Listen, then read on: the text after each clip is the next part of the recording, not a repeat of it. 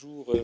Je voulais, dans le cadre de ce colloque sur le capital éthique, il me semblait intéressant peut-être de prendre, sinon du recul, tout au moins d'essayer de réfléchir et de voir la façon dont ce concept d'éthique en fait s'intègre dans une évolution et s'intègre dans une problématique de la façon dont les hommes travaillent et sont organisés, en particulier dans l'entreprise.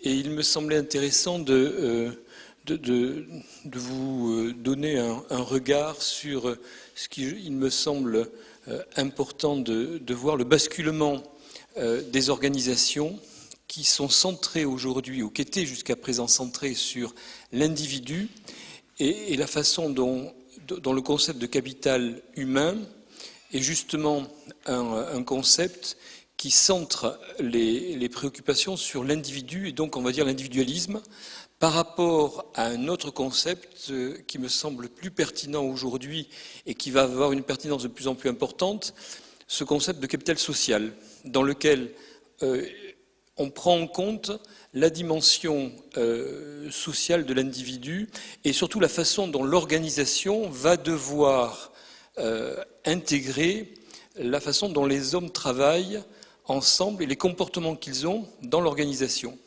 Et donc il me semble vraiment important de remettre bien en exergue quelque chose qui, depuis maintenant, on va dire les années 80, en France et en Europe, et puis plus généralement dans le monde développé, on a développé cette logique dans les ressources humaines de capital humain. Concept qui est apparu dans les années 60, justement par ceux qui travaillaient sur les questions de rémunération. C'est intéressant de voir que ce concept-là est apparu aux États-Unis par certains qui ont justement essayé de mettre en place la notion de rémunération individuelle.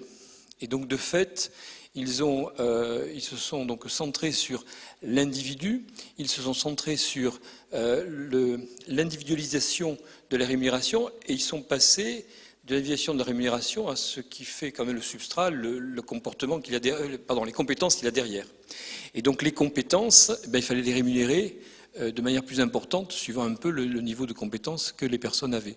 Et donc, de fait, ce concept de capital humain est apparu comme un élément important, et c'est ce qui s'est développé en ressources humaines. On en parle beaucoup. Moi-même qui donne des cours ici sur la fonction ressources humaines, l'évolution de la fonction ressources humaines, c'est un leitmotiv qu'on entend depuis maintenant une petite trentaine d'années. Le capital humain est important dans l'entreprise. Et je crois qu'il y a quelque chose qui me semble plus important, c'est le capital social. De plus, avec les nouvelles technologies, de plus, avec ce qu'on appelle maintenant ces fameux outils sociaux, on se rend compte que c'est la façon dont les salariés, dont une organisation va générer du collaboratif, du collectif. Et suivant un peu le type d'entreprise, nous allons avoir des entreprises qui vont avoir un capital social plus important que d'autres. C'est-à-dire concrètement, nous allons avoir des salariés qui ont des réseaux internes à l'entreprise, mais aussi externes, et qui mettent en place justement, à travers ces réseaux, une évolution de leurs compétences, une évolution de leur savoir, une évolution de l'information, et que nous avons à travers le type de... il y a des organisations qui ont favorisé cette dimension-là. Et donc, ce qui me semble derrière cette notion de capital social, on est en train de voir réapparaître deux idées fortes qui a fait la base de la sociologie. Le premier, c'est la question du lien social. Et le lien social, c'est quelque chose de fondamental, et on est en train de redécouvrir ça. On est en train de se rendre compte qu'il y a autrui dans une entreprise, c'est quelque chose, c'est pas quelque chose, c'est un sujet, c'est pas simplement on n'est pas dans l'utilitarisme. Autrui, c'est aussi dans la vie professionnelle, s'entend, c'est aussi quelqu'un qui va vous donner, sinon du plaisir, tout au moins un cadre agréable de vivre. Et on se rend compte que dans les organisations, un élément important, c'est la vie en commun. Et ça, je crois que c'est quelque chose qu'on avait peut-être un peu oublié. Pas tout à fait, parce qu'il y a quand même les 3/4 des Français, quand ils vont au travail le matin, ils y vont avec plaisir. Donc c'est quelque chose, et d'autant plus que nous avons aujourd'hui, c'est les études qui montrent cela, certes il y a 25% qui vont avec des difficultés, voire même avec des problèmes très graves. On a eu l'occasion ces dernières semaines, on va dire ces dernières années, de voir ce phénomène, de voir effectivement la souffrance au travail. J'ai ici un de mes collègues qui intervient là-dessus, mais je pense qu'il y a aussi le plaisir au travail. Et le plaisir au travail, c'est autrui qui vous le donne. C'est bien d'autres dimensions que d'avoir des résultats et d'avoir une prime à la fin du mois ou à la fin de l'année. C'est effectivement le plaisir d'être avec autrui. Et donc ça nous interpelle sur une autre dimension qui est le don. C'est-à-dire qu'on redécouvre aussi un élément de base de la sociologie, c'est-à-dire qu'est-ce qui fait et qu'est-ce qu'est l'élément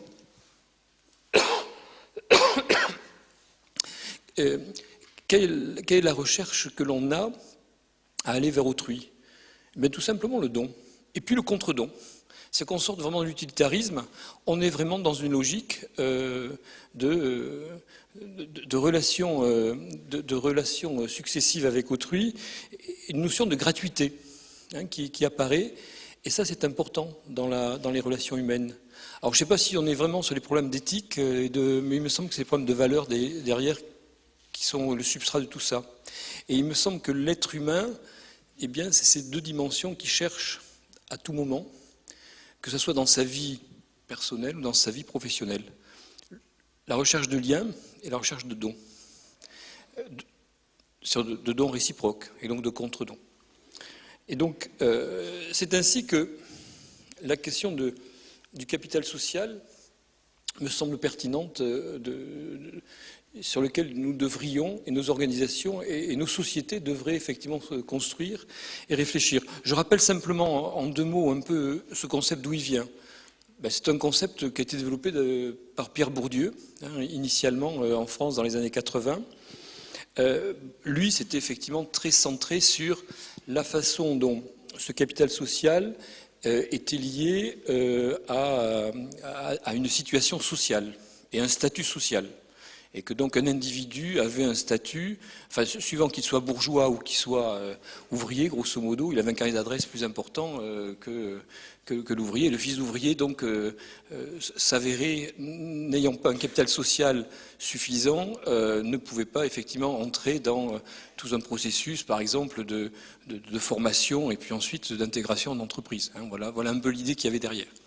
Mais ça a été réutilisé ou récupéré par des sociologues américains dès les années 90, il y a maintenant une vingtaine d'années, et qui, eux, ont décrit le capital social comme les ressources des individus, et ces ressources proviennent aussi des liens sociaux qu'ils ont développés dans leur vie professionnelle. Voilà, donc ça a été un peu le changement de ce concept. Et puis, il y a ensuite Robert Putnam, qui maintenant, aux États-Unis, est celui qui a développé fortement ce concept, professeur Harvard, et qui lui, donc il a donné vraiment un nouvel élan à ce concept de capital social, en définissant le concept comme les réseaux qui connectent entre les membres d'une société et les normes de réciprocité et de confiance qui en découlent. Donc, à partir de là, moi j'ai le sentiment, et ce sera un peu ma définition, que le capital social est en fait les ressources inhérentes aux relations sociales qui facilitent l'action collective. Et donc, de fait, nous allons avoir des organisations qui sont facilitantes ou d'autres qui ne sont pas. Et donc c'est un peu cela sur lequel moi je travaille aujourd'hui.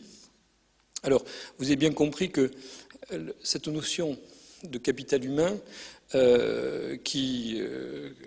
c'était Gary Becker, dont je vous parlais tout à l'heure, qui avait développé cela. Il s'avère que ça me semble bien fade par rapport à cette notion de capital social, bien évidemment. Et que cette notion de capital humain me semble effectivement derrière la crise, plutôt les crises sur lesquelles nous sommes en train de que nous sommes en train de vivre maintenant.